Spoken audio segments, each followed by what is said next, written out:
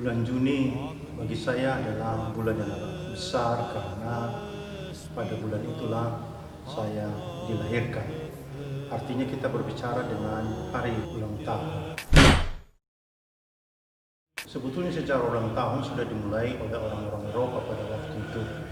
Dan ketika mereka merayakan ulang tahun, mereka mengundang beberapa orang ke rumahnya karena pada waktu itu kematian bayi dan anak-anak sangat besar, sehingga ketakutan itu membuat mereka mengundang orang dan diperingati setiap hari ulang tahun itu sebagai hari untuk mengingat mendoakan orang yang dirayakan itu.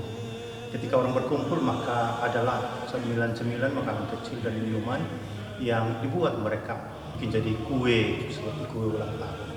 Dulu ya tidak ada lilin, mereka menyalakan api di luar sebagai sukacita mereka. Maka sebagai wujud sukacitanya maka api yang menyala itu ditiup begitu. Jadi untuk memudahkan di zaman modern ini, maka dulu api yang menyala di kayu itu diganti dengan lilin. Jadi kalau kita berbicara ulang tahun, ada kaitannya dengan kue, dengan lilin, dan juga dengan hadiah-hadiah. Di dalam gereja Ortodoks, hari ulang tahun tidak dirayakan sebetulnya.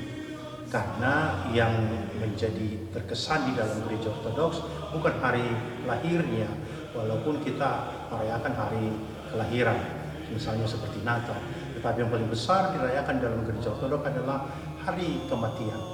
Karena di dalam kitab Ibrani pasal 13 ayat 7, ingatlah para pemimpin kamu yang menyampaikan firman Tuhan kepadamu dan contohlah air hidup mereka. Jadi bagi gereja Ortodoks yang dicontoh itu adalah air hidupnya, bukan awal hidupnya.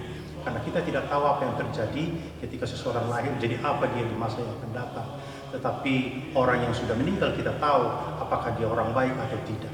Karena itulah bagi gereja Ortodoks dirayakan adalah hari martirnya, hari matinya seseorang di dalam gereja. Oleh karena itu tidak pernah atau jarang orang Ortodoks merayakan hari ulang tahun, tetapi hari matinya seseorang, orang kudus yang dipakai namanya. Misalnya Angel, pemberitahuan malaikat Gabriel kepada Bunda Maria bahwa dia akan melahirkan Yesus Kristus, ya kan? Hari namanya Angel dirayakan 25 Maret. Hari raya Chrysostomus misalnya tanggal 13 November karena Chrysostomus meninggal tanggal itu.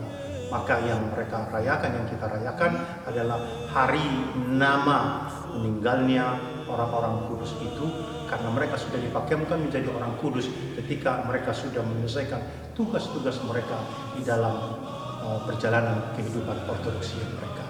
Kalau ada orang yang bertanya apakah salah merayakan hari ulang tahun, tidak salah, tapi kebiasaan di gereja kita yang kita rayakan adalah hari nama, di mana orang kudus itu mati, meninggal di dalam Tuhan, karena dia di sanalah diselesaikan semua tugas-tugasnya, bahkan dia berhenti dari segala dosa-dosanya.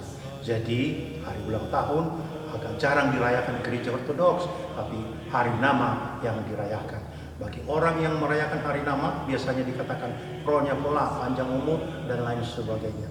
Inilah yang menjadi kebiasaan kita di masa-masa kini dan selanjutnya. Yang kita rayakan bukan hari ulang tahunnya, tetapi hari nama orang kudus yang namanya kita kenakan di dalam kehidupan kita. Tuhan Yesus memberkati kita semua.